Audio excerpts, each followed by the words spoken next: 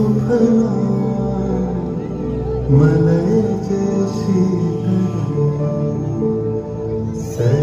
श्यामला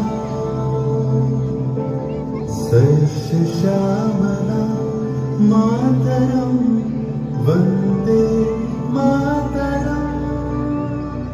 1908 সালের 11ই আগস্ট কিংসফোর্ডে বন্দে মাতরম বলার দোষে যে বালককে বেত মারার হুকুম দিলেন ব্রিটিশ সরকার, তারই পক্ষে দাঁড়িয়ে ক্ষুদিরাম বসু ও প্রফুল্ল চাকি সাহেবের পিটান গাড়ি লক্ষ্য করে বোমা চালালেন মুজফ্ফরপুরে।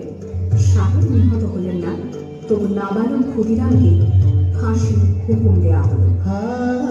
জননী গুলো তুলে পক্ষে শান্তনবাস দেব তুলে চোখে কাঁদিছে তব চরম তলে 63 কোটি নরনারী।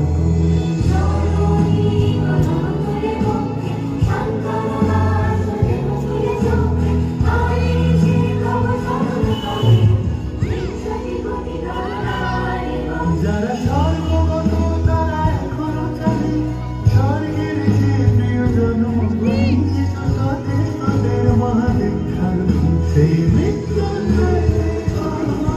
যারা জীবন জাতির বুকে জাগালো আশা মন মনের মুখে জোগালো ভাষা আজি রক্ত কমলে কথা আজি রক্ত কমলে কথা মানল খাই বিজয় লক্ষ্মী দেবতাদের কালে মুক্তির মন্দির সমান করি কত প্রাণ হলো বলিদান আছে অশ্রু আছে অশ্রু জলে। 9 সেপ্টেম্বর 1915 ইংরেজদের সঙ্গে সম্মুখ সমরের স্বাধীনতা ছিনিয়ে নিতে অস্ত্র আনার পরিকল্পনা করেন যতীন্দ্রনাথ মুখোপাধ্যায়। বালেশ্বরে সঙ্গীদের নিয়ে জাহাজ থেকে সেই অস্ত্র নামাতে গেলে ইংরেজ বাহিনী তাদের ঘিরে ফেলে। বুড়িপালনের তীরে লড়াই বাঁধে বিরাট ইংরেজ বাহিনী বনাম বাঘা। এককালে শুধু গোজালি হাতে যিনি বাঘ মেরেছিলেন, সেই বীর সেদিন লুটিয়ে পড়লেন।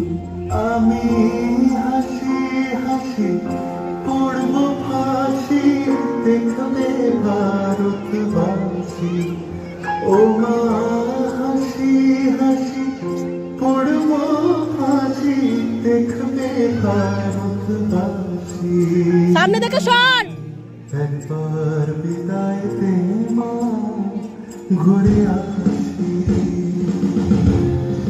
18 এপ্রিল 1918 মাস্টার সূর্য সেন ও তার 65 চট্টগ্রামে ব্রিটিশ পুলিশের অস্ত্রাগার লুট করেন এবং তারপরে লুকিয়ে আশ্রয় নেন জালালাবাদ পাহাড়ে। এই মেয়েটা একদম শুনছে না।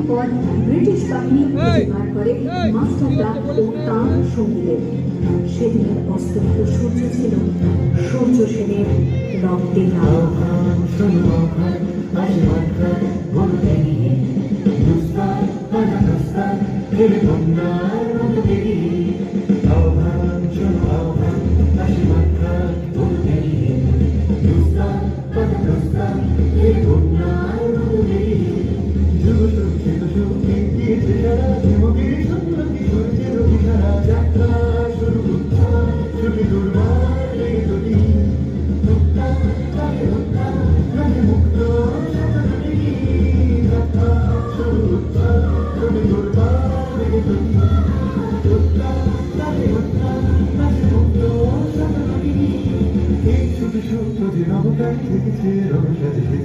অধিকার অর্জনে